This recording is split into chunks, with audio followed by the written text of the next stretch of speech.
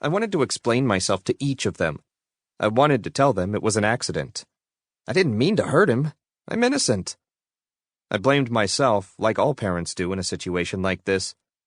There was something about caring for a young child that made me feel like I was always on trial. It made me feel like my job was to just keep him alive. And honestly, how hard could that be? Well, harder than I could imagine. I was working with a fully mobile little boy who was faster than any Olympian, had no common sense or fear or understanding of harm or death, and would do anything, including bust his own arm, to play with a sprinkler. I was 24 and a new father, so I naturally assumed that I'd permanently injured him. Up until that point, Tristan seemed very durable, always falling and getting back up. However, I had a deep fear that I was going to somehow kill him. This was my first, most prominent fear as the parent of a toddler. Before having Tristan, it seemed like I was bombarded with tragic stories of children who'd been lost as a result of what appeared to me, a non-parent, as simple parental errors. But once I got into the game, I realized it wasn't that simple. Caring for my 2-year-old son felt like putting pants on someone while they peed in my face and fought desperately to jump in front of a truck. Most days I felt like an imposter. I wasn't the greatest teenager. I got into some stupid trouble now and again. When hearing that my wife was pregnant, more than one of my friends said, "Are you sure it's legal for you to have children?" They'd raise their eyebrows and then mention something stupid I did once, or twice, or 3 times, several years prior. It was always said jokingly, but there were moments I anticipated a government agency would swing by and tell me I wasn't qualified to be a father. Anything that might prove my lack of qualifications felt like it was confirming what I'd always suspected, and what others had suspected about me. This was part of the reason we used to keep Tristan on one of those toddler leashes, because he was kind of a maniac.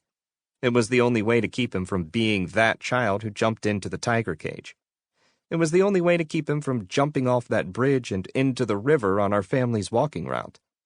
It was the only way to keep him from running into traffic at the grocery store. I wanted to keep the little tyke alive, sure, but there was a part of me that knew without a shadow of a doubt that if my child ever did run afoul while under my care, that I'd be blamed by all of the internet, which would only make the tragedy more painful. It would be trending news.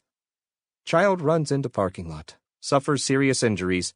Parents blamed for being neglectful losers who didn't care about their child and ultimately should be left to die on a raft in the Indian Ocean. Okay, that's a really long headline, but you get the point. We were still outside the hotel.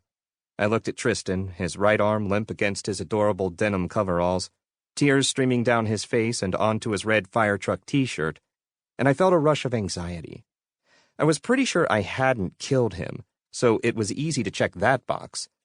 But the final 2 fears of permanently injuring him and having my son taken away for neglect sat heavy on me. I cradled him in my arms and took him into the hotel as he screamed the whole time, and every person along the way looked at me like I was human garbage. But to be perfectly honest, I don't know if I was actually facing that much judgment. Yes, people were looking at me, but did they really think I'd done something wrong? Did they really think I was unfit to be a parent?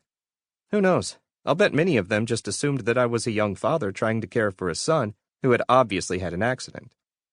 But in chaos like that, it was difficult to tell all those eyes apart or figure out what they really thought, so it just felt like a reflection of my own shame. Mel was out of bed and doing her hair once I got to the hotel room. It was one of those middle ground hotels with 2 queen beds and a little refrigerator.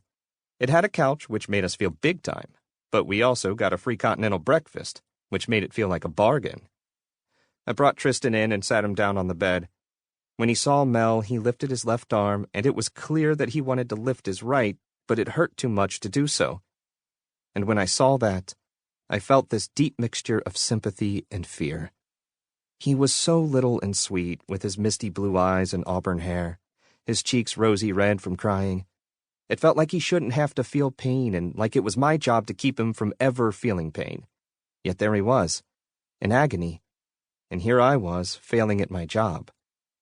"What happened?" Mel asked, her hair pulled up on one side lopsidedly, half of it in a clip. I told her about Tristan going limp when I tried to get him to come inside.